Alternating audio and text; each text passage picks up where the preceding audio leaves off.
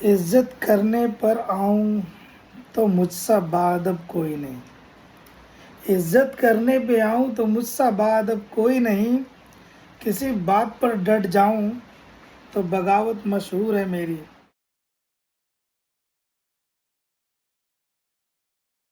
जय हिंद। हेलो हिंदुस्तान। नमस्कार, प्रणाम, आदाब। मैं मनोज देवा।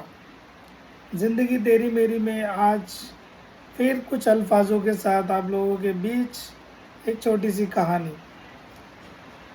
कहानी स्टार्ट करते हैं। एक गांव में एक माँ और एक बेटा रहा करते थे।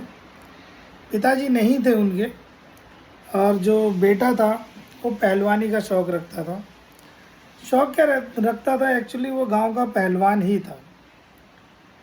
और दोस्तों, ये कहानी ना, मैं रोक के कहना चाहूँगा कि इस कहानी को थोड़ा गौर से सुनिएगा, क्योंकि अल्फाजों की चोट यानी कि शब्दों की चोट जो है ना, जहन में जब उतरती है तो अच्छी अच्छी जीत को हार में बदल देती है।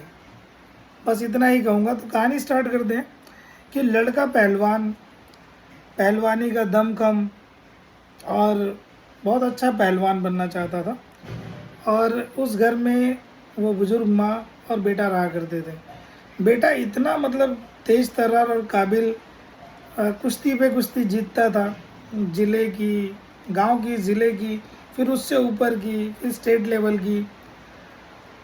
बेटे की इस कुश्ती का जज्बा देख के और उसकी जीत का हौसला देखते हुए लोगों की आंखों में, और गांव में कुछ लोग रहते हैं ना, जैसे कि हर इंसान आपका दोस्त ही नहीं होगा, तो ऐसे भी कुछ लोग होते हैं। तो ऐसे ही कुछ लोग थे जो ये सोचने लगे, यार लड़के का बाप नहीं है, फिर भी इतनी कुश्ती जीतते जीतते और अपना नाम दमखम कर रहा है। तो उसी गांव में कुछ लोग उससे जो जलने वाले रहते हैं, उसी में से कुछ लोगों ने प्लान किया। स्टेट लेवल की कुश्ती थी और वो कुश्ती बेचारा लड़ने जाने वाला था। कल सुबह लड़ना है, तो आज सुबह उसके जो अपोजिशन वाले थे उन लोगों ने प्लान किया कि इसको कैसे हराया जाए। तो वो लोग उसके घर पे गए, उसकी माताजी को मिले। माताजी को उन्होंने नोट के कुछ बंडल दिए और उन्होंने बोला कि माताजी, आपको ये सारे पैसे हम लोग दे रहे हैं, बस खाली एक ही काम करना है आपको। कल जब बेटा कुश्ती लड़ने के लिए जाएगा, तैयारी करेगा, नहा धो के खाने पे बैठेगा पूजा पाठ करके, तो आप बस खाने में नमक मत डालना। और यदि वो पूछता है कि भाई नमक दो, तो आपको कोई भी बहाना बना के खाली इतना ही बोलना है कि खाने में नमक नहीं है और घर में भी नमक नहीं है, पैसा भी नहीं है कि मैं नमक लेके आऊँ। इतनी ही बात थी। और माताजी को इस बात के मायने नहीं पता थे, और उन्होंने खाली वो नोटों के वज़न को देखा और वो नोट रख लिए। और उन्होंने बोला, अगर इतनी ही बात है तो ठीक है, कोई बात नहीं, मैं बोल दूंगी। और अच्छी बात है कि इतने सारे पैसे मिल रहे हैं, इससे तो हमारा शायद एक साल का खर्चा पूरा हो जाए। ऐसा सोच के माताजी ने, जो अपोजिशन वाले थे उन लोगों के कहने पे, माताजी ने अगली जब सुबह हुई, लड़का नहा धो के आया, माता के पैर छुआ, भगवान की पूजा की, खाने के लिए जैसे बैठता था निरंतर वैसे ही बैठा। अब खाने पे बैठने के बाद जैसे ही लड़के ने निवाला उठाया और देखा कि नमक नहीं है खाने के अंदर में, भाजी में नमक नहीं है, तो उसने बोला कि माँ, ज़रा वो नमक नहीं है, नमक डाल दो। तो उसने बोला कि बेटा कहाँ से लाऊं नमक, घर में तो पैसा भी नहीं है और नमक भी नहीं है। इतना बोल के माँ चली गई और लड़का बिना नमक के उस खाने को ग्रहण कर रहा था।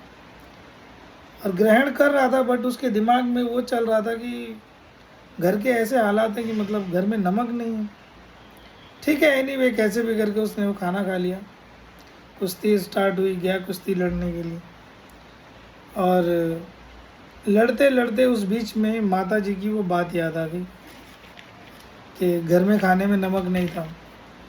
बस ये बात लड़का सोचने के लिए, मतलब उसके माइंड में आया और वो फ्लैशबैक में चला गया सोचने। इतने में सामने वाले पहलवान ने लड़के को उठा के पटक दिया और वो कुश्ती लड़का हार गया। तो मोरल ऑफ द स्टोरी ये है कि एक अच्छे खासे इंसान बहुत हष्ट-पुष्ट रहेगा, बहुत मजबूत रहेगा। एक अच्छे खासे इंसान को ना एक मामूली सी बात, जो खाने में नमक नहीं था, ऐसी ही बात जीती हुई चीज़ को हराने में, इस छोटी सी बात का योगदान बहुत है। तो कृपया कर अपने जीवन में, अपने संघर्षों के बीच ऐसी छोटी छोटी बातें कभी कभी आ जाती हैं, जिससे बड़ी बड़ी कामयाबियाँ ना रुक जाती हैं। तो बस मेरी इस छोटी सी स्टोरी का मोरल इतना ही है कि लाइफ का कोई बहुत बड़ा काम करने जा रहे होंगे ना, तो ऐसे छोटी मोटी जो रुकावटें हैं आएंगी बातों की, लोगों के जुबानों से तीर चलेंगे, मगर आप लोगों को डिसबैलेंस नहीं होना है, अपना बैलेंस नहीं खोना है और अपनी लड़ाई को जीतना है। इन्हीं दुआओं के साथ मैं अपनी कहानी को ख़त्म करता हूँ इसी जगह पे, और आप लोगों से ये कहना चाहूँगा कि ये मेरा चैनल ज़िंदगी तेरी मेरी, इसमें मुझे आप लोगों का प्यार, सपोर्ट, दुआएं चाहिए। मेरी कहानियाँ अच्छी हो तो इसको शेयर कीजिए, सब्सक्राइब कीजिए मेरे चैनल को, और इंस्टाग्राम पे मेरा पेज है, उसको लाइक कीजिए, फॉलो कीजिए। फिर मिलते हैं नेक्स्ट कहानी, फिर मेरी जुबानी। जय हिंद, भारत माता की जय। दोस्तों, दुश्मनों, सबको प्रणाम। Love you, all of you.